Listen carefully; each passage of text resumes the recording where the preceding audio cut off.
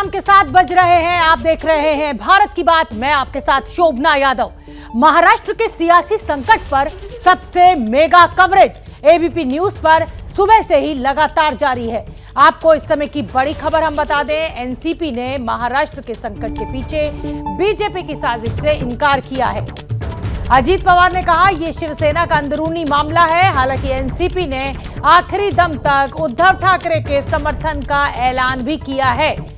तो उप मुख्यमंत्री अजीत पवार को बीजेपी की साजिश नहीं दिखाई दे रही है। सुन लेते हैं। वो उनका अधिकार है। पहले जो तय हुआ था कि 5 साल के लिए ये महाविकास आघाड़ी का गवर्नमेंट टिकना चाहिए, चलना चाहिए। उन्होंने तो बहुत दफ़ा कहा कि ये 5 साल नहीं 25 साल टिकने वाला है, ऐसा भी स्टेटमेंट उन्होंने किया है। अभी वो जो आपने सवाल पूछा वो स्टेटमेंट जरूर उनका हमने सुना है, वो उनका अधिकार है। उन्होंने किस कारण ये स्टेटमेंट किया है उसके बारे में मुझे खुद पता नहीं, लेकिन मैं उनके वरिष्ठ नेता उद्धव ठाकरे साहब जी को पूछूंगा कि ऐसा ऐसा स्टेटमेंट आया है, आप उसके आपके मन में दूसरा कुछ है क्या? मेरे ख्याल से वैसा कुछ नहीं होगा। कभी कभी थोड़ा बहुत लोगों को वापस बुलाने के लिए भी वो स्टेटमेंट कर सकते हैं, वो लेकिन वो उनका अधिकार है। वो सबसे ज़्यादा विधायक उनके थे और विधायकों को बहुत दफ़ा ज़्यादा मेजॉरिटी विधायकों का कुछ कहना हो तो पार्टी उनका सुनती है। अगर उन्होंने वैसा डिसीजन लिया तो उसके बारे में हमें कोई कमेंट्स करने की जरूरत है। तो अजीत पवार को आपने सुना, वो कह रहे हैं कि संजय राउत क्या कह रहे हैं इसको लेकर वो बड़े नेता यानी सीनियर लीडर उद्धव ठाकरे से बात करेंगे। हो सकता है कि वो विधायकों को वापस बुलाने के लिए ऐसा कह रहे हो। बड़ी बातें आप समझ लीजिए। शिवसेना से समर्थन वापस नहीं लेगी एनसीपी। उद्धव ठाकरे को समर्थन आखिर तक जारी रहेगा एनसीपी का। गठबंधन से अलग होना शिवसेना का फैसला होगा, एनसीपी का नहीं। एमवीए यानी महाविकास आघाड़ी गठबंधन 5 साल के लिए है। आखिरी वक्त तक एनसीपी शिवसेना के साथ खड़ी है। राउत का बयान बागी विधायकों को वापस बुलाने के लिए। तो इस समय की बड़ी खबर आपको बता दें, असम सरकार के मंत्री और भाजपा नेता पीयूष हजारिका रेडिसन होटल पहुंचे हैं। वो रेडिसन होटल जहां पर एकनाथ शिंदे कैंप के नेता रुके हुए हैं, उनसे मुलाकात करेंगे पीयूष हजारिका। इसको कैसे समझा जाए, मेरे सहयोगी सूरज ओझा वहां पर मौजूद है। सूरज ओझा, आपसे जानना चाहेंगे कि जो पीयूष हजारिका बीजेपी के नेता पहुंच रहे हैं मुलाकात करने के लिए, इसके क्या मायने निकाले जाए? अभी तक तो बीजेपी कह रही है कि हम तो वेट एंड वॉच सिचुएशन में, अब मंत्री अगर मिलने जा रहे हैं तो मतलब कुछ तो है। देखिए, सूरत से ही बीजेपी के कोई ना कोई नेता इनसे जुड़े हुए हैं। सूरत में रहते हुए मोहित कंबोज की फोटो सामने आई थी, जिसमें मोहित कंबोज दिखाई दिए थे इन विधायकों के साथ। और अब पीयूष हजारिका जो कि असम सरकार में मंत्री हैं और बीजेपी के नेता हैं, कुछ समय पहले ही अंदर गए। तो इससे आप साफ तौर पे अंदाजा लगा सकते हैं कि बीजेपी भले कहे कि अभी वो कुछ नहीं कर रही है, लेकिन बीजेपी इस पूरे मूवमेंट पे नजर बनाए रखी है। उनके लोग जा रहे हैं, लोगों से मिल रहे हैं, समझ रहे हैं कि आखिर इनका गणित जो देखिए जो नंबर गेम है वो नंबर गेम कहां तक पहुंचा, ये समझने की कोशिश कर रहे हैं। हर किसी की निगाहें टीवी पर है, जो बड़े नेता हैं वो फोन पर कनेक्टेड हैं और समझने की कोशिश कर रहे हैं कि उन्हें कब हाथ डालना है, वो कब ज्यादा एक्टिव हो। तो तमाम तरह के जो प्लान ऑफ एक्शन तय किए जाएंगे ये मुलाकातों के दौर के बाद ही तय किए जाएंगे। देखिए, असम सरकार के मंत्री हैं, यहाँ पर आके मिल सकते हैं। अगर महाराष्ट्र से कोई मंत्री मिलने आए तो ऐसे में जो समय की बर्बादी होगी और बाकी की चीजें भी हो सकती हैं। ठीक कह रहे हैं आप सूरज ओझा, लेकिन यहाँ ये भी समझना होगा कि अजीत पवार कह रहे हैं कि बीजेपी का कोई हाथ नहीं है और उधर बीजेपी के मंत्री इन नेताओं से मुलाकात करने जा रहे हैं जो शिवसेना के बागी हैं। और बड़ी खबर इस समय की हम आपको बता दें, उद्धव कैंप के विधायक वैभव नाइक गोवा पहुंचे हैं। बागी विधायकों से बात करेंगे। तो उद्धव की बैठक में शामिल हुए थे आज वैभव नाइक, विधायक हैं और अब वो बात करेंगे बागी विधायकों से। और हम आपको बता दें कि एनसीपी की प्रेस कॉन्फ्रेंस में उप मुख्यमंत्री अजीत पवार ने बगावत में बीजेपी की साजिश से इनकार किया है। हालांकि बीजेपी के जो नेता हैं वो मुलाकात कर रहे हैं रेडिसन होटल में जाकर, लेकिन अजीत पवार कह रहे हैं कि इसके लिए ये शिवसेना का अंदरूनी मामला है, बीजेपी का कोई हाथ नहीं। बगावत के पीछे बीजेपी है सर, क्या आप मानते हैं कि इस बगावत के पीछे बीजेपी का रोल है? अभी तक तो वैसा दिखाई नहीं दिया। बगावत के पीछे बीजेपी है सर, क्या आप मानते हैं कि इस बगावत के पीछे बीजेपी का रोल है? अभी तक तो वैसा दिखाई नहीं दिया। तो मैं रुक करना चाहूंगी मेरे सहयोगी जितेंद्र दीक्षित का। जितेंद्र, एक तरफ तो बीजेपी के जो मंत्री हैं आसाम में वो रेडिसन होटल जा रहे हैं मुलाकात करने, लेकिन अजीत पवार साहब को लग रहा है कि इस पूरी टूट के पीछे बीजेपी नहीं है, शिवसेना का अंदरूनी मामला है। कैसे समझे इस बयान को हम?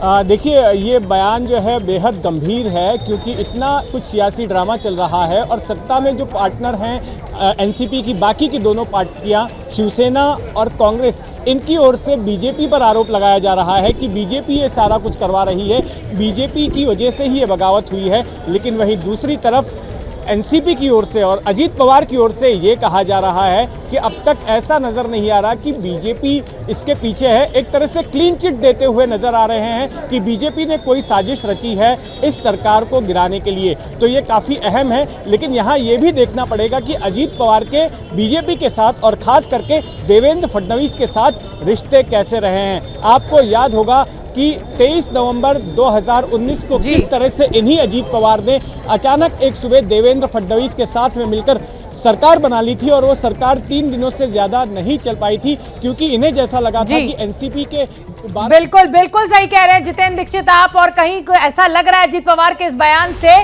कि एनसीपी जो है वो दोनों तरफ खेलना चाहती है, शिवसेना के साथ भी, महाअघाड़ी के साथ भी और उधर बीजेपी के साथ भी। और हम आपको बता दें कि शिंदे कैंप के चीफ व्हिप भरत गोगावले से एबीपी न्यूज ने बातचीत की। मेरी सहयोगी प्रतिमा ने उनके साथ बात की और दावा किया भरत गोगावले ने कि उनके पास 45 से ज्यादा विधायकों का समर्थन है। सुन लेते हैं। कितने लोग हैं आप लोग गुवाहाटी में? 42 है। अभी शिवसेना का हमारे 33 विधायक है। 33 और हाँ, और 7 विधायक अब ये है इंडिपेंडेंट जी। और अभी 3 विधायक अभी आ रहे हैं शिवसेना के। 3 विधायक और जुड़ने वाले आप ही कह रहे हैं? हाँ, जुड़ने वाले। तो ये 42 से 45 हो जाएगा कुल आंकड़ा जो है? हाँ, 45 का 46 होएगा, लेकिन कम नहीं होएगा। उद्धव ठाकरे से शिकायत क्या आपकी? उद्धव साहब शिकायत ऐसी कुछ नहीं है। क्या है, वो लोग जो कांग्रेस, राष्ट्रवादी कांग्रेस के साथ जो अलाइनमेंट थी वो हम लोगों को पसंद नहीं थी, वो हम लोग को कमजोर बनाते जा रहे थे, इसलिए उन लोगों को कह दिया था 4-5 बार, लेकिन वो सुनने में नहीं आया। गुट अलग नहीं हुआ, आप लोग पार्टी पर भी दावा ठोकने वाले हैं। आप लोग ये कह रहे हैं कि असली शिवसेना आप ही लोग हैं। वो क्या है, हम लोग बाला साहब को छोड़ने वाले नहीं करके हम लोग बोल रहे हैं, आगे देखा जाएगा। नहीं तो पार्टी पर आप लोगों की नजर नहीं है? नहीं, वैसा कुछ ट्रेन है। तो मुंबई में इस समय दावों का बाजार गर्म है, सियासी भूकंप आया हुआ है, हलचल मची हुई है और इस बड़ी खबर पर हमारी नजर बनी हुई है। महाराष्ट्र के सियासी संकट से बीजेपी की बाँछें खिली हुई हैं। जी हां, बीजेपी को एक बार फिर सत्ता हाथ में आती नजर आ रही है और बड़ी खबर यह है कि इस बीच आज रात देवेंद्र फडणवीस दिल्ली आ रहे हैं। खबर यह भी है कि गृहमंत्री अमित शाह और राष्ट्रीय अध्यक्ष जेपी नड्डा के साथ महाराष्ट्र को लेकर चर्चा भी की जाएगी। आगे की क्या रणनीति तय किया जाए, कैसे आगे बढ़ा जाए, इस पर हो सकती है बात। त्या सरकारमधून महाविकास आघाडीतून शिवसेना बाहेर पडायला तयार आहे। तुम्ही ते येण्याची हिंमत दाखवा, समोर उद्धव साहेबांसमोर या आणि भूमिका मांडा। नक्की तुमच्या भूमिकेचा विचार होईल। 24 तासात परत या। शिवसेना के प्रवक्ता संजय राउत ने बड़ा बयान देकर गेंद शिंदे कैंप के पाले में डाल दी है। फैसला गुवाहाटी में बैठे एकनाथ शिंदे को लेना है। अब सवाल ये है कि अगर शिवसेना टूटने से बचने के लिए महाअघाड़ी से बाहर निकलने का ऐलान कर देती है तो फिर महाराष्ट्र की सियासी तस्वीर क्या होगी? शायद इसी सवाल का जवाब मुंबई में बीजेपी के नेता तलाश रहे हैं। आज सुबह से ही मुंबई में पूर्व सीएम और बीजेपी नेता देवेंद्र फडणवीस के घर पर बीजेपी नेताओं की लगातार मीटिंग चल रही है। सूत्र बता रहे हैं कि मीटिंग में सरकार बनाने की संभावनाएं तलाशी जा रही है। सिर्फ शिंदे गुट के भरोसे नहीं रहना चाहती बीजेपी। निर्दलीय और अन्य विधायकों से भी बातचीत, अपने स्तर पर भी नंबर जुटाने की तैयारी। खेल पर्दे के पीछे चल रहा है, लिहाजा कैमरे पर पार्टी के नेता इस तरह की बातों से अभी इनकार ही कर रहे हैं। हम सरकार बनने का दावा विवाह अभी कुछ नहीं कर रहे हैं। हम वेट एंड वॉच, ये भूमिका हमारी है। हमारा एकनाथ शिंदे से हमारी कोई बात नहीं हुई, बात करने का ये समय भी नहीं है। लेकिन राज्य के अलग इलाकों से जो तस्वीरें सामने आ रही हैं, उसमें बीजेपी के कार्यकर्ता देवेंद्र फडणवीस के सीएम वाले पोस्टर लगा रहे हैं। ये तस्वीरें पुणे से आई हैं, जहां बीजेपी समर्थक नेताओं ने देवेंद्र फडणवीस के मुख्यमंत्री बनने की कामना की है। कुछ इसी तरह के पोस्टर बीजेपी समर्थकों ने औरंगाबाद में भी लगाए हैं। अगर शिंदे के दबाव में उद्धव झुकते हैं और महाविकास अघाड़ी से बाहर निकलने का फैसला कर लेते हैं, तब बीजेपी की सरकार इनके समर्थन से बन जाएगी। अगर शिंदे और उद्धव एक साथ नहीं भी आते और शिंदे विधायक दल को तोड़ लेते हैं, तो फिर बीजेपी की सरकार बन सकती है। शिंदे इस वक्त शिवसेना में सबसे मजबूत हैं। उनके साथ शिवसेना के कुल 38 विधायक माने जा रहे हैं। इसके अलावा साथ में और ये तस्वीरें देखिए आप, ये एकनाथ शिंदे ग्रुप जो इस समय गुवाहाटी में मौजूद है, ये नई तस्वीरें आई हैं। शिंदे कुछ बात करते हुए सुन लेते हैं। नॅशनल पार्टी आहे, ते महाशक्ती आहे, ज्यांनी अख्ख्या पाकिस्तान म्हणजे काय परिस्थिती होती माहित नाही। तर याच्यामध्ये त्यांनी मला सांगितलेलं आहे, तुम्ही जो हा निर्णय घेतलेला आहे हा देशातला तुमच्या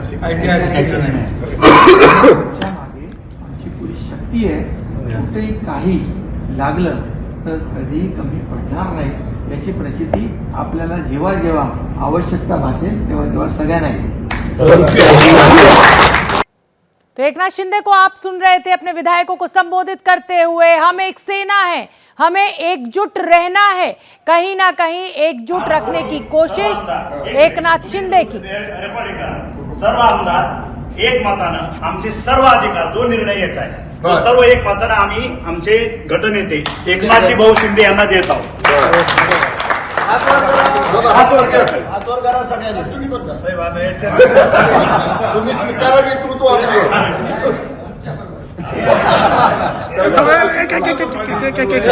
शिवसेना के तमाम वो बागी विधायक जो इस समय एकनाथ शिंदे कैंप में मौजूद हैं और गुवाहाटी में मौजूद हैं।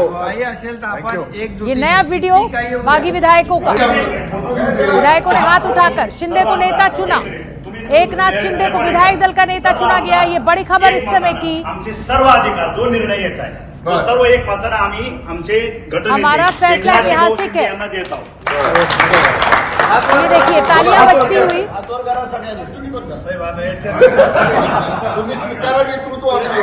और ये जो बागी विधायक हैं, 42 विधायक, उन्होंने हर तरह का फैसला एकनाथ शिंदे को लेने का अधिकार दे दिया है। विधायक चुन लिया है एकनाथ शिंदे को इन बागी विधायकों ने अपना। एकजुटीने किती काही होऊ द्या,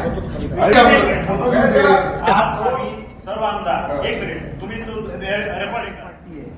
ते महाशक्ती आहे, ज्यांनी अख्ख्या पाकिस्तान म्हणजे काय परिस्थिती होती माहित नाही।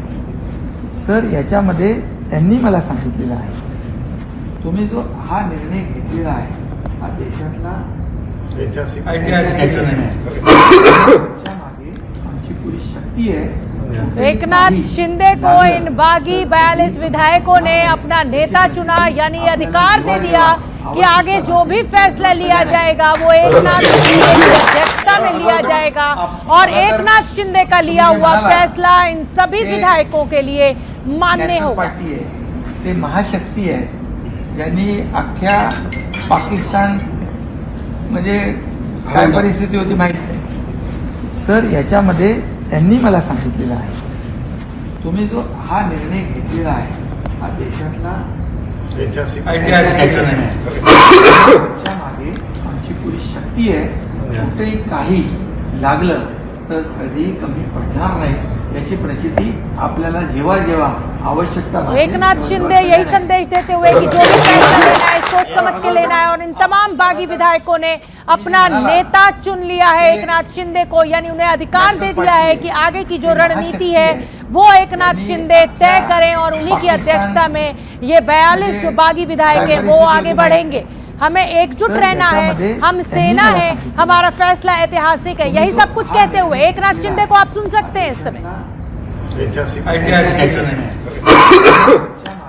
आमची पुरी शक्ती आहे, कुठेही काही लागलं तर कधीही कमी पडणार नाही याची प्रचिती आपल्याला जेव्हा जेव्हा आवश्यकता भासेल तेव्हा तेव्हा सगळ्यांना येईल।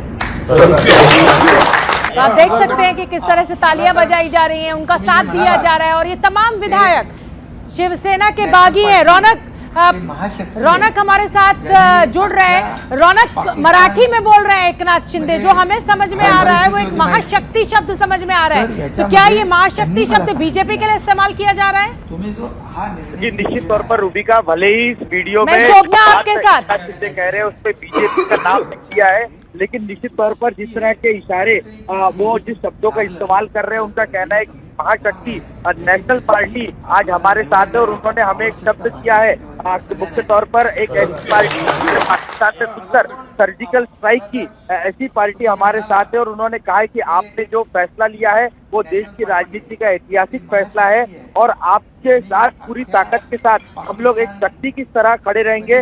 भविष्य में जब भी कोई जरूरत पड़ेगी तो किसी भी चीज की कोई कमी नहीं पड़ने दी जाएगी। तो ये एकनाथ शिंदे विधायकों को भरोसा दिलाते वक्त कहते हुए नजर आ रहे हैं, जिस वक्त उन्हें विधायकों ने अपना विधायक दल का नेता चुना। ये बैठक जो है वो गुवाहाटी के रेडिसन व्यू होटल में हुई। हमें पता है कि रौनक आप बने रहिए हमारे साथ और इस समय की बड़ी खबर अपने दर्शकों को बता दें। हमारे सहयोगी हमें बता रहे कि एकनाथ शिंदे ने इन सभी विधायकों से सर्जिकल स्ट्राइक की तारीफ की है, बीजेपी की तारीफ की है और कहीं ना कहीं महाशक्ति कहा है इस पार्टी को। एकनाथ शिंदे ने तमाम जो बागी विधायकों को वो संबोधित कर रहे थे, उस समय उन्होंने पाकिस्तान में हुई सर्जिकल स्ट्राइक की तारीफ की है। रौनक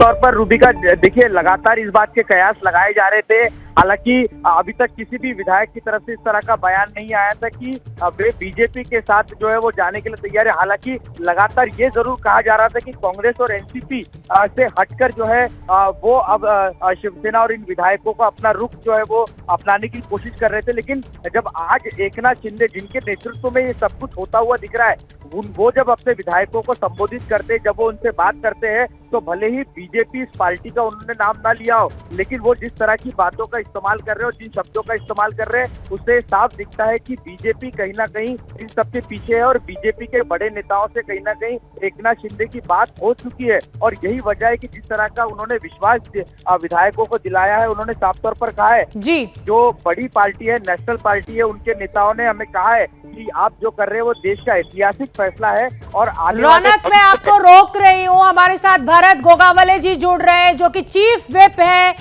एकनाथ शिंदे कैंप के। भरत जी, ये कहा जा रहा है कि पाकिस्तान में जो सर्जिकल स्ट्राइक हुई उसकी तारीफ की है एकनाथ शिंदे ने, तो क्या सिर्फ एकमात्र वजह यही है कि अब आप शिवसेना के उद्धव ठाकरे का साथ छोड़कर बीजेपी का समर्थन कर रहे हैं क्योंकि महाशक्ति है बीजेपी इस समय? ऐसा कुछ है नहीं, जो हुआ तो यही है, देश के लिए क्या करने के लिए कुछ भी तैयारी है, इसलिए वो बात हुआ तो टाइप का हुआ था वो, बाकी कुछ बात है नहीं। तो भरत गोगावले जी, अगर आप उद्धव ठाकरे का हाथ छोड़ रहे हैं तो क्या आप बीजेपी के साथ जा रहे हैं? नहीं, बीजेपी हमको सपोर्ट कर रहे हैं। तो आपका मुख्यमंत्री होगा? हाँ, वो अभी देखा जाए। हम लोग शिंदे साहब को सब ये सौंप दिया है जी अधिकार, वो जो मेरे डिसीजन लेंगे वो लोग हम लोग चलाएंगे। नहीं, भरत गोगावले जी, आप कह रहे हैं कि बीजेपी आपको समर्थन देगी। अगर बीजेपी आपको समर्थन देगी इसका मतलब क्या एकनाथ शिंदे मुख्यमंत्री होंगे? और अगर आप बीजेपी को समर्थन देते हैं तो क्या देवेंद्र फडणवीस मुख्यमंत्री होंगे? मैं साफ शब्दों में सवाल पूछ रही हूँ, चाहती हूँ साफ जवाब आप दें। वो कल हम लोग आपको बताएंगे। आज हमारे और एक मीटिंग होने वाले है, तभी सब हम लोग आपको बताएंगे। तो मतलब आपने ये तय कर लिया कि उद्धव ठाकरे आपके नेता नहीं है?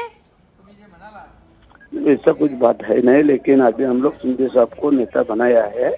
पर नेता भरत जी, नेता तो एक ही होगा ना, या तो उद्धव ठाकरे या एकनाथ शिंदे, एक नाम लीजिए ना। अगर हम लोग उनसे हरकत भी है तो अभी का जो नेता है वो शिंदे साहब है, और शिंदे साहब का हम लोग सब जो कर रहे हैं दिल से हम लोग ने सबने किया, और 42 लोगों ने फटिंबा दिया कि साहब आप लोग डिसीजन ले लो, हम लोग को मानने। भरत जी, लेकिन संजय राउत तो कह रहे हैं कि आप लोग मुंबई आइए और उसके बाद वो महाअघाड़ी का साथ छोड़ देंगे, वही आपकी मेन डिमांड है, तो क्या आप देखेंगे वो अभी हम लोग देखेंगे। तो हम लोग क्या गुवाहाटी में कायम का रहने वाले नहीं है, हम लोग आज नहीं तो कल लोग जाना ही है, तो हम लोग जाएंगे कुंभ, तो देखेंगे फिर संजय राउत को भी मिलेंगे, सबको मिलेंगे, देखते हैं। नहीं, लेकिन आपने ये तय कर लिया है कि अब एकनाथ शिंदे ही आपके नेता होंगे, उद्धव ठाकरे नहीं?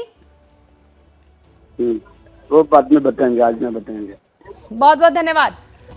तो चलिए भारत की बात में आगे बढ़ेंगे और अब वक्त हो गया है स्पेशल सेगमेंट का। पूरे हिंदुस्तान की निगाह महाराष्ट्र पर टिकी है। महाराष्ट्र पर इसलिए टिकी हुई है कि महाराष्ट्र जहां उद्धव की सरकार रहेगी या फिर गिरेगी, इसका फैसला गुवाहाटी के रेडिसन ब्लू होटल में लगातार बढ़ती विधायकों की संख्या से हो रहा है। और महाराष्ट्र की लगातार बदलती सियासी तस्वीर के केंद्र में है उद्धव की खिलाफत करने वाले एकनाथ शिंदे। एकनाथ शिंदे शिवसेना के बाहुबली के तौर पर नजर आने लगे हैं, क्योंकि हर बीतते दिन के साथ शिंदे की शिवसेना पर पकड़ और मजबूत होती दिखाई दे रही है, जबकि मुख्यमंत्री उद्धव ठाकरे राजनीतिक तौर पर बेहद कमजोर दिखाई देने लगे हैं। तो भारत की बात में देखिए शिंदे कैसे बन गए शिवसेना के नए बाहुबली।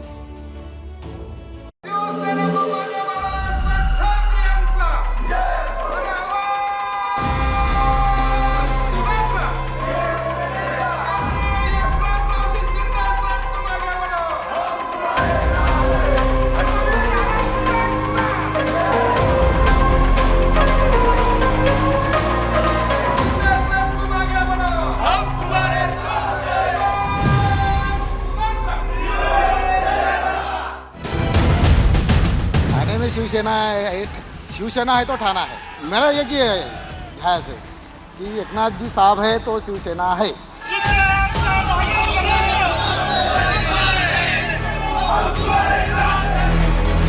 शिवसेना अगर वो छोड़ते तो शिवसेना कमजोर होगी क्या ठाणे में? कमजोर हो जाएगी।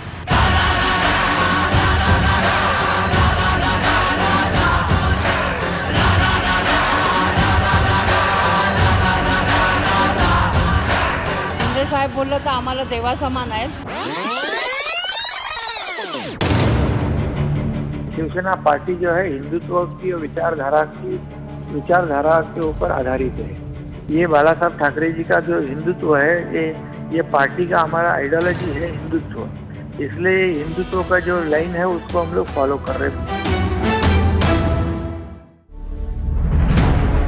राजनीतिक युद्ध का निपुण योद्धा कह लीजिए, सियासत में शह और मात के खेल का सिकंदर मान लीजिए, या फिर राजनीति की चालों का चाणक्य पुकार लीजिए। शिंदे साहब के लिए विशेषण इस्तेमाल करने के लिए लंबी कतार है, लेकिन सच्चाई ये है कि एकनाथ शिंदे ने जो कर दिखाया है उसे बताने और समझाने के लिए तमाम उपमाएं छोटी पड़ जाएंगी।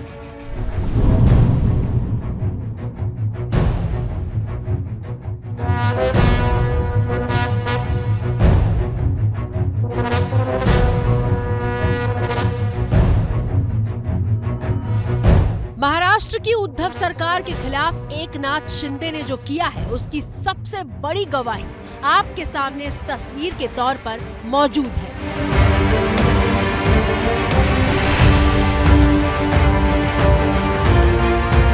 एकनाथ शिंदे पूरे 42 विधायकों के साथ गुवाहाटी के रेडिसन ब्लू होटल के हॉल में बैठे दिखाई दे रहे हैं। इन 42 विधायकों में 35 विधायक शिवसेना के बताए जा रहे हैं, जबकि 7 विधायक निर्दलीय।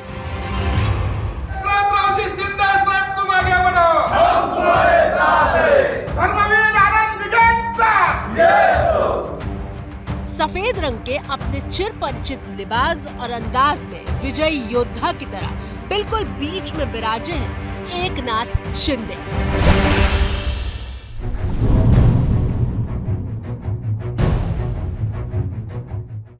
ये एकनाथ शिंदे की वो ताकत है जिसे देखकर उद्धव ठाकरे और महाराष्ट्र विकास आघाड़ी सरकार सकते में है। कांग्रेस, शिवसेना और एनसीपी के गठबंधन वाली सरकार पर तलवार लटक रही है। एकनाथ शिंदे को मनाने के लिए तरह तरह के ऑफर दिए जा रहे हैं, लेकिन एकनाथ शिंदे के खेमे में विधायकों की संख्या बढ़ती ही चली जा रही है।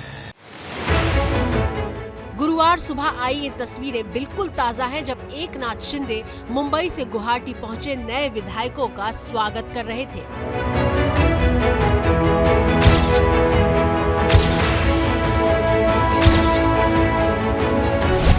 शिवसेना, जिसका पर्याय ही हमेशा बाल ठाकरे का परिवार रहा, वो पार्टी जिसके अस्तित्व की कल्पना कभी भी ठाकरे परिवार से अलग होकर नहीं की जा सकी, उस शिवसेना की कमान एकनाथ शिंदे के हाथ में आती हुई दिखाई दे रही है।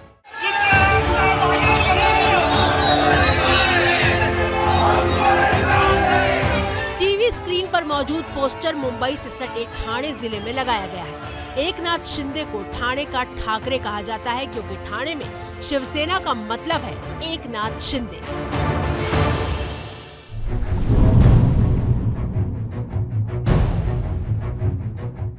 ठाणे में शिवसेना है तो ठाणा है, इतना मैं कह सकता हूँ। एकनाथ शिंदे साहब है तो सब कुछ है। और अगर वो शिवसेना छोड़ते हैं तो उससे क्या होगा? वो शिवसेना छोड़ेंगे तो शिवसेना को एक बहुत बड़ा एक धक्का मिलेगा, मेरे हिसाब से तो धक्का ही मिलेगा। उनके वजह से शिवसेना ठाणा में बनी है, मजबूत है। हट गए तो खत्म हो जाएगी शिवसेना। वो देखो सब राजनीति खेल है, अपने को उससे कुछ लेना नहीं है। लेकिन क्या मेरा ये कि है कि एकनाथ जी साहब है तो शिवसेना है। एकनाथ शिंदे के समर्थन वाला पोस्टर सबसे पहले ठाणे से ही आया था। पोस्टर में ध्यान देने वाली बात यह है कि एकनाथ शिंदे के साथ बाला साहेब ठाकरे और शिंदे के राजनीतिक गुरु आनंद दीघे की तस्वीर तो मौजूद है, लेकिन पोस्टर में कहीं भी उद्धव या आदित्य ठाकरे की तस्वीर का निशान तक नहीं है। एकनाथ शिंदे की गिनती मुंबई से सटे ठाणे जिले के सबसे ताकतवर नेता के तौर पर होती है। ठाणे में एकनाथ शिंदे का वर्चस्व ऐसा है कि लोकसभा चुनाव हो या फिर निकाय चुनाव से लेकर विधानसभा चुनाव, हमेशा एकनाथ शिंदे की ही जीत होती है।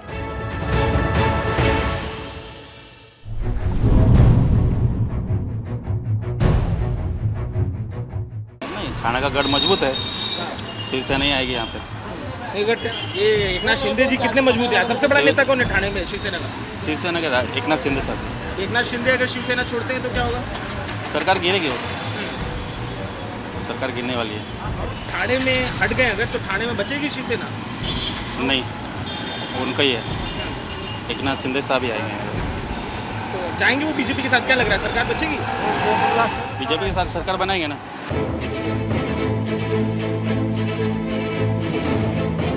18 विधानसभा सीटों वाला ठाणे जिला एकनाथ शिंदे की आवाज पर अपना राजनीतिक फैसला बदल देता है। और इस बगावत के बाद सिर्फ ठाणे में ही नहीं बल्कि महाराष्ट्र के कोने कोने में शिंदे को सपोर्ट करने वाली तस्वीरें चस्पा होने लगी हैं।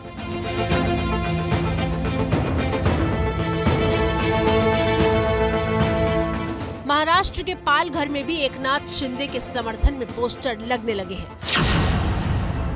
हर जगह शिंदे को शुभकामनाएं देते हुए पोस्टर में लिखा जा रहा है कि शिंदे साहब आगे बढ़ो, हम आपके साथ हैं। नवी मुंबई में लगे पोस्टरों में लिखा है कि शिंदे तुम हमारा अभिमान हो।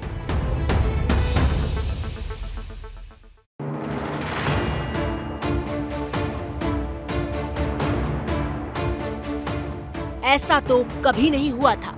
शिवसेना का नेता ठाकरे परिवार से बड़ा तो कोई भी नहीं बना था, लेकिन पालघर से लेकर नवी मुंबई और ठाणे तक ये पोस्टर गवाही दे रहे हैं कि शिवसेना के समर्थक और उनकी भावनाएं एकनाथ शिंदे के साथ हैं। और शिंदे इतने ज्यादा मजबूत हो चुके हैं कि उन पर सीएम उद्धव ठाकरे के सबसे बड़े इमोशनल कार्ड का भी कोई असर नहीं हुआ।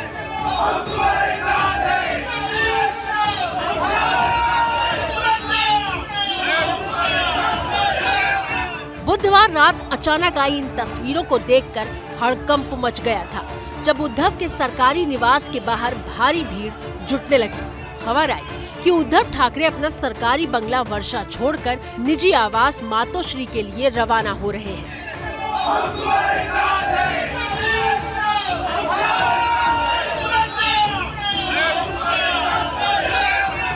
कुछ देर बाद ट्रॉली में भरकर सामान भी गाड़ियों में लोड होने लगा और इसके बाद उद्धव ठाकरे ने जैसे ही एंट्री ली, उनके समर्थन में जय घोष सुनाई देने लगे।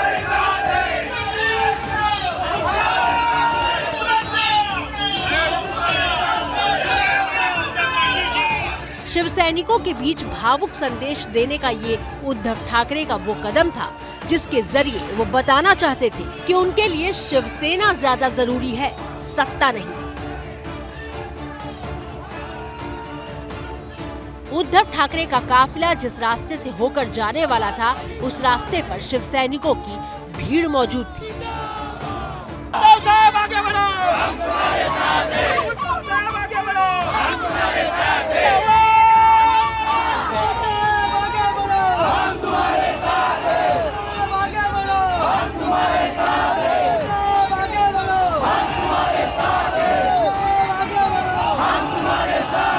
उद्धव जी साहब ने जिसको इतना अपना घर के जैसा माना था, उन्होंने गद्दारी की, इसलिए हम लोग रोड पे उतरे हैं और हमारे उद्धव साहब के पीछे है हम लोग। आप उद्धव साहब के पीछे यहाँ पर क्यों खड़े हैं आप लोग? घर जाने का रास्ता है शायद इसीलिए। यहाँ से ना उद्धव साहब मातोश्री पे जाने वाले, इसलिए हम लोग खड़े, उनको सपोर्ट करने के लिए खड़े। हम लोग उद्धव साहब को हमारा परिवार का मेन सदस्य चाहते हैं, इसलिए हम लोग उनको अकेले नहीं छोड़ने वाले, इसलिए हम लोग उनको फैमिली मेंबर है करके हम लोग उनके साथ है। लेकिन उद्धव ठाकरे का ये इमोशनल कार्ड भी फेल हो गया, क्योंकि बंगले से लेकर मातोश्री के रास्ते तक शिवसेना का कोई भी विधायक या फिर सांसद मौजूद नहीं था। जिंदाबाद जिंदाबाद शिवसेना जिंदाबाद जिंदाबाद जिंदाबाद शिवसेना वापस आएंगे, हमें पूरा भरोसा है उनके ऊपर, वो सच्चे शिवसैनिक है, वो वापस जरूर आएंगे। हमको लगता है शिवसेना कभी नहीं टूटेगी। हम लोग जैसे बाबा साहब के पीछे थे, वैसे हम लोग पूरे, हमारा पूरी जनता पूरी सब उद्धव साहब के साथ ही है और हम लोग मरते दम तक उद्धव साहब के साथ रहेंगे। हमको नहीं लग रहा है सही कि एकनाथ शिंदे के वो सही नहीं है। उद्धव जी ने अपील की है बाकी जो एमएलए हैं वो वापस आ जाए, आपको लगता है वापस आएंगे वो? हाँ, हमको लगता है, पूरा विश्वास है वो वापस आने ही चाहिए, आएंगे। एकनाथ शिंदे को लेकर क्या कहेंगे? एकनाथ शिंदे को लेकर एकनाथ शिंदे ने बहुत बड़ी गद्दारी की है, उन्होंने इतनी बड़ी गद्दारी नहीं करनी चाहिए थी। आपको क्या लगता है गद्दारी की है एकनाथ शिंदे ने? अभी हम कुछ नहीं बोल सकते, वो आएंगे नहीं आएंगे हमको, लेकिन हम लोग हमारे साहब के साथ है, इतना हमको मालूम है। उद्धव के अपना सरकारी बंगला छोड़ते वक्त कई शिव सैनिकों में भावनाओं का ज्वार उमड़ा था, लेकिन बावजूद इसके इमोशनल कार्ड फेल होने की बात की जा रही है, क्योंकि बगावत के बाद उद्धव ठाकरे ने फेसबुक लाइव के जरिए अपने विधायकों से वापस आने की भावुक अपील भी की थी। सरळ समोर यायचं आणि सांगायचं की उद्धवजी, तुम्ही कारभार करायला नालायक आहात, हे कोविडच्या काळातले टॉप 5 वगैरे सोडून द्या, आम्हाला तुम्ही मुख्यमंत्री पदी नको। ठीक आहे, चला मी उठतो आणि आज सुद्धा मी तुम्हाला सांगतो, जर त्याच्यापैकी एकाही आमदाराने समोर येऊन मला सांगितलं किंवा जर त्यांनी स्टेटमेंट दिलं की उद्धव ठाकरे मुख्यमंत्री पदावरती नकोत, तर मी आता मुख्यमंत्री पदाचा राजीनामा द्यायला तयार आहे। लेकिन उद्धव ठाकरे की भावुक अपील के जवाब में विधायकों की चिट्ठी आई है। विधायकों की तरफ से लिखी गई चिट्ठी में उद्धव पर आरोप लगाए गए हैं। क्या हिंदुत्व, अयोध्या, राम मंदिर शिवसेना के मुद्दे हैं? जब आदित्य ठाकरे अयोध्या चले गए तो हमें अयोध्या जाने से क्यों रोका? आपने खुद कई विधायकों को फोन कर अयोध्या नहीं जाने की बात कही थी। महाराष्ट्रात अनेक जागा बघितली आणि त्याच्यातून माझं असेसमेंट असते की या परिस्थितीतून मात करून हे सरकार बहुमत सिद्ध करेल आणि उद्धव ठाकरे यांच्या नेतृत्वाखालचं सरकार चालू आहे हे सर्व देशाला कळेल। सर, आप लड़ने की बात कर रहे हैं, सर आप लड़ने की बात कर रहे हैं, लेकिन संजय राउत कह रहे हैं कि हम एमबीए से बाहर निकल आएंगे अगर सारे विधायक वापस महाराष्ट्र लौटे। बात ऐसी है कि जो लोग बाहर गए वहाँ के उनके नेता हैं, उनका कहना है कि वहाँ ये आघाड़ी में हम गए और वहाँ कांग्रेस राष्ट्रवादी इन पार्टी के खिलाफ हमारे मन में एक तरह की नाराजगी है, ये बात उन्होंने कही, इसीलिए संजय राउत ने जवाब दिया, आपका यही कहना है तो यहाँ आके कहो, हमारे सामने कहो, और आवश्यकता हो तो हम बाहर करने के लिए भी तैयार हैं, मगर ये आसाम में बैठकर नहीं, ये यहाँ आकर कहने की उन्होंने स्थिति दिखानी चाहिए। और यही बात कल उद्धव ठाकरे जी ने बताई। पवार साहब क्या गृह मंत्रालय का फेलियर मानते हैं कि इतने सारे मंत्री, इतने सारे विधायक एक साथ निकल के सूरत चले जा रहे हैं, सरकार को या मिनिस्ट्री को इस बात की भनक नहीं लगी कि सूरत सारे 40-50 लोग साथ में जा रहे हैं? इससे कोई किसी का फेलियर लेकर इसका असेसमेंट करने का आज टाइम नहीं, वो उचित समय पर करेगी। या मागं भाजप आहे असं वाटत नाही, या मागं भाजप आहे असं वाटत नाही असं अजित पवार आता म्हणाले। असे अजित पवारांनी महाराष्ट्राची मुंबईची स्थिती आहे ते पाहून त्यांनी हे विधान केलेलं असावं। इथं प्रत्यक्ष लोक हलवणं आणि हे ऑपरेशन करणं, याच्यामध्ये आज श्री एकनाथ शिंदे आणि त्यांचे सहकारी दिसतात, पण अजित पवारांना इतकी स्थानिक माहिती जरूर आहे, परंतु गुजरात आणि आसाम इथली परिस्थिती आम्हा लोकांना अधिक माहिती, राज्याच्या बाहेरची। आणि याला एकच उदाहरण मी सांगू इच्छितो की आता मी टेलिव्हिजनवर एकनाथ शिंदे यांचं एक इंटरव्ह्यू पाहिला आणि त्याच्यामध्ये त्यांनी असं स्टेटमेंट केलं आहे की आम्हाला एका राष्ट्रीय पक्षाचा पाठिंबा आहे, एका राष्ट्रीय पक्षाचा। माझ्याकडे देशातल्या सगळ्या पक्षांची यादी आहे आणि या यादीमध्ये देशामध्ये राष्ट्रीय पक्ष कोण? एक भाजप, दोन मायावती, तीन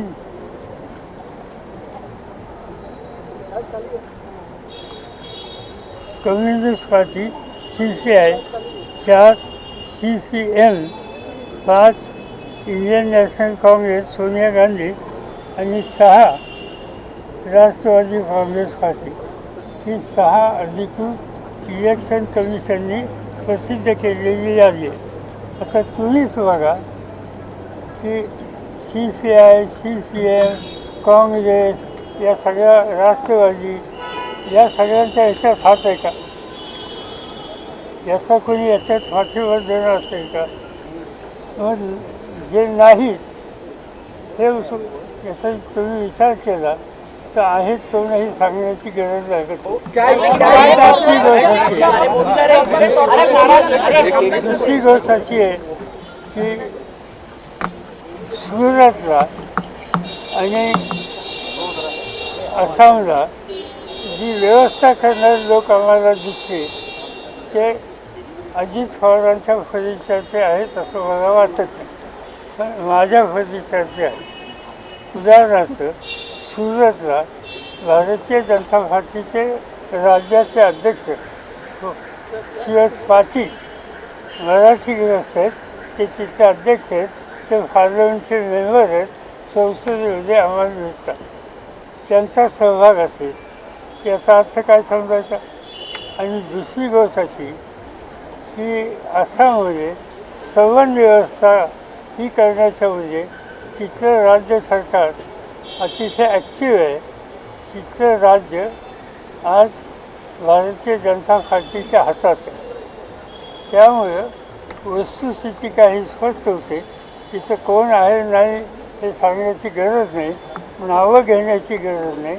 इथं कुणी दिसत नाही, पण तिथं जे दिसत आहेत त्याच्यातून कोण आहे हे तुम्हाला लोकांना समजेल।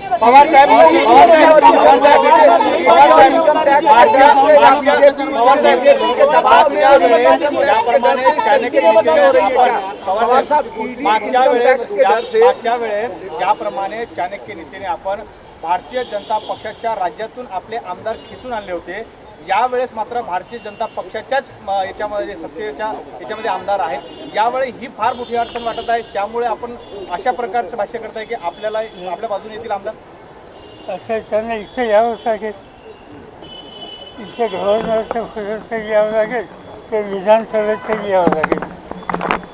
तर विधानसभेच्या प्रांगणात आल्याच्या नंतर मला माहिती नाही की आसाम आणि गुजरातमध्ये भारतीय जनता पार्टीचे नेते इथे येऊन त्यांना मार्गदर्शन करू शकतात.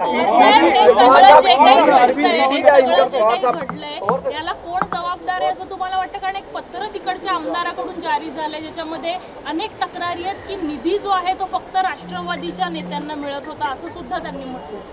ही वस्तुस्थिती नाही, हे असत्यावर आधारित शेषण केलेलं आहे. आणि त्यांनी जो निकाल घेतलेला आहे तो निकाल अँटी डिफेक्शन कायद्याच्या विरुद्ध आहे आणि त्याचे परिणाम त्यांना भोगावे लागतील. आणि त्याशिवाय त्यांच्या मतदारसंघात सुद्धा त्याची प्रतिक्रिया येईल आणि म्हणून हे उदाहरण त्यांनी दिलेलं आहे. यापेक्षा दुसरं काही नाही. मला आठवतं आहे किंवा ज्यावेळेस छगन भुजबळ हे काँग्रेसमध्ये आले दुसऱ्या सेनेत आणि त्याच्यानंतर त्यांच्यावर एकंदर त्याची 12-16 लोक होते. निवडणुका झाल्या, निवडणुकीमध्ये एक सोडला तर बाकी सगळ्यांचा पराभव झाला.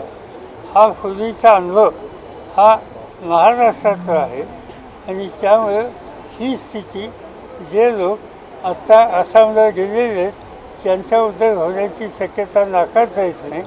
आणि त्यासाठी आपल्या मतदारांना काहीतरी सांगावं, काहीतरी निमित्त करावं म्हणून निधी किंवा तत्सम हा विषय या ठिकाणी काढला आहे. बाकी याला काही अर्थ नाही. पवार साहब के मुद्दे को लेकर जिस तरीके से हिंदू इस बगावत के पीछे आप बीजेपी की साजिश देख रहे हैं? शिवसेना में जो बगावत हुई है मैंने जवाब दिया. हिंदुत्व के मुद्दे को लेकर पवार साहब हिंदुत्व के मुद्दे को लेकर आप मुझे कौन से लैंग्वेज में बोलना ये कंफर्मेशन नहीं कर सकते. पवार साहब हिंदुत्व के मुद्दे पर किस तरीके से आमदार गिरले आहेत. तो शरद पवार यही कह रहे हैं कि जब फ्लोर टेस्ट होगा तभी पता चलेगा. और अजीत पवार के बयान का बचाव भी करते नजर आए और साफ साफ कह दिया कि शिंदे के बयान से ये साफ है कि उनके पीछे कौन है. बिना नाम लिए बीजेपी का शिंदे के बयान से साफ है उनके पीछे कौन है. ये शरद पवार ने इशारों में सब कुछ कह दिया और अजीत पवार के बयान का बचाव करते भी नजर आए शरद पवार. तो भारत की बात में फिलहाल मुझे दीजिए इजाजत.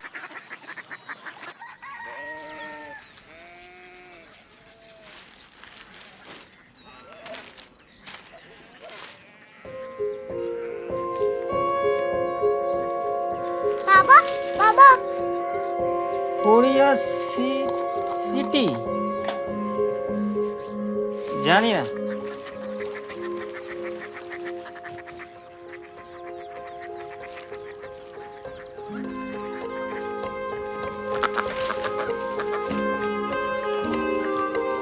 Korea city. हाँ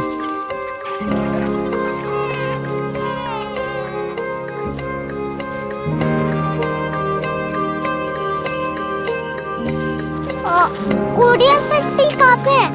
शहर अंग्रेजी लगे हैं.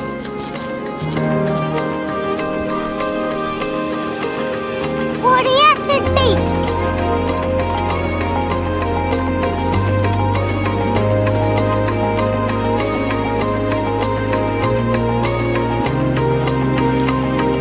वो बहुत दूर है.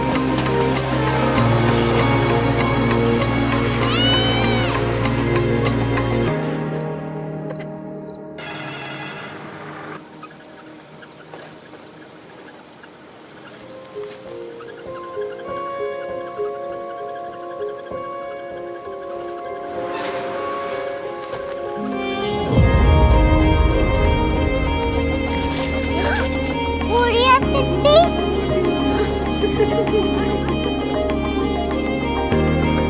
दुनिया को बोलना नहीं, कुछ लोग बड़े होते हैं. कोरिया सिटी कहाँ है? प्रोफेसर साहब को पता होगा। हो ये छोटा वाला ग्लोब लगता है और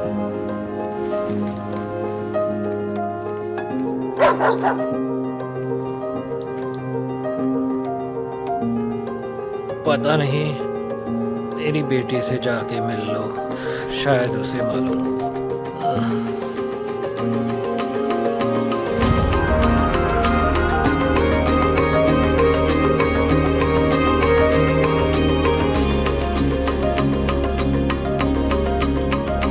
हाय,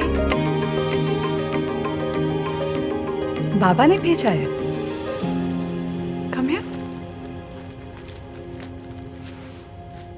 कोरिया सिटी।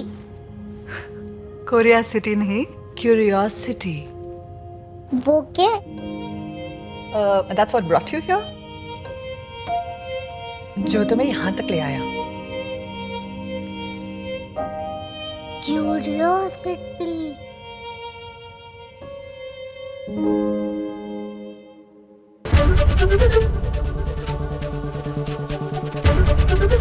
एबीपी न्यूज आपको रखे आगे।